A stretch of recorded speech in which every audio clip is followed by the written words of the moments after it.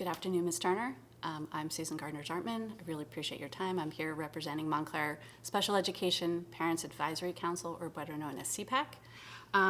Wanted to ask you today, there's a lot of focus on special education and specifically out-of-district placements in the community. I think there's a lot of ideas that people think that we can save a lot of money with this programming. So I wanted you to speak to sort of like helping people understand the district's responsibility and approach for out-of-district placements. Yeah, thank you for that question, and thank you for allowing me this opportunity to talk with you.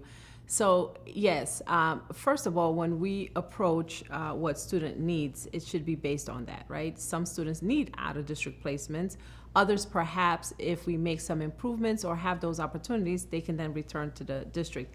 But I don't approach it as, oh, this is an area where we can do cost saving. Let's bring our students from out-of-school district to the district, because obviously if they required an out-of-school district placement, it must have been something to meet their needs.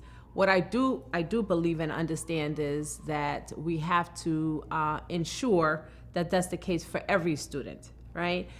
Because ultimately it's always better to be educated with your peers in your community. But we will always put the needs of those students. That's why it's an individualized education plan, and then give them what they need. That's what we're obligated to do, and it's the right thing to do. Thank you. Absolutely. And then can you also speak to the district, how the district receives reimbursement for special education services? So we receive reimbursement the following year. Okay. So we submit all our reporting to the state, and then they reimburse us. So we're always advancing it, and we get reimbursed for the previous year, in the year that we're in, if that makes sense. Yeah, so I mean, is there an average of like, because I think a lot of people see this big number and they're like, oh, that's, how can we address this? But again, like how much money does the district get reimbursed, like on average? Like is it like 75%? Yeah, roughly. I mean, I don't have it in front of me, okay. But one of the exciting things that you're probably going to be one of the first to hear so far is, a lot of things have gotten, the priority has been the budget, of course, right? Because if we can't stabilize, that's really hard to move forward. But we are in the process of planning a special education town hall meeting. Great. That will then break down, right? What is our special education budget? How does that work? What are some of the programs that we have? What are some of the programs we need to develop to meet the needs of our students? So we'll have more targeted data and information as it pertains to that population that we'll share in the town hall, and then also record it so that it's available for folks to be able to review later. Okay, great.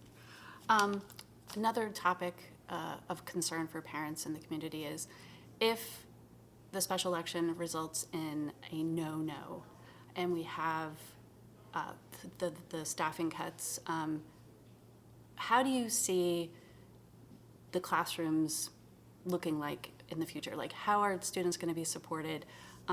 Because while special education parents are concerned about theirs, but it's about the entire classroom, and there will be impacts. So can you explain sort of like, the potential of what a classroom would be like moving forward if we don't get the resources we need? So if we don't get the resources we need immediately, we won't be able to reinstate. These are some really critical services and programs, right? They really are. They weren't cut because they were ineffective. They were cut because we had no other choice. So that's really hard for me to even sit with, right? And that is why I've been really advocating for the community to understand, as they make a vote, to make an educated vote. So we would deal with that. Like, we wouldn't be able to reinstate those positions. And a lot of them are going to make things really difficult for us in order to really ensure, right, the safety and the academic well-being of our students. What I envision is that if that is to happen December 9th, which again, I'll leave that there, is that between January and the end of the school year, we are going to have to live with these cuts because we don't have any other choice. We can't make payroll, we can't pay folks, we can't have them there. But we have an opportunity in 26-27 budget to make it right. And that I'm absolutely committed to. It's still not ideal because, again, we're probably going to have to reduce or cut in other places because we just will not have the resources that we need with a no vote for question 2 and then moving into budget planning for 26-27. But they would be a priorities because those are some really critical positions that when you're doing mid-year cuts and you're only looking at what they call non-TNE and there's very little room to cut elsewhere in the middle of the year, but then we would have to revisit and have to bring back a lot of those critical services and positions in our 26-27 budget. So what that means, and I want to be very clear about that, is that they will be cut somewhere else.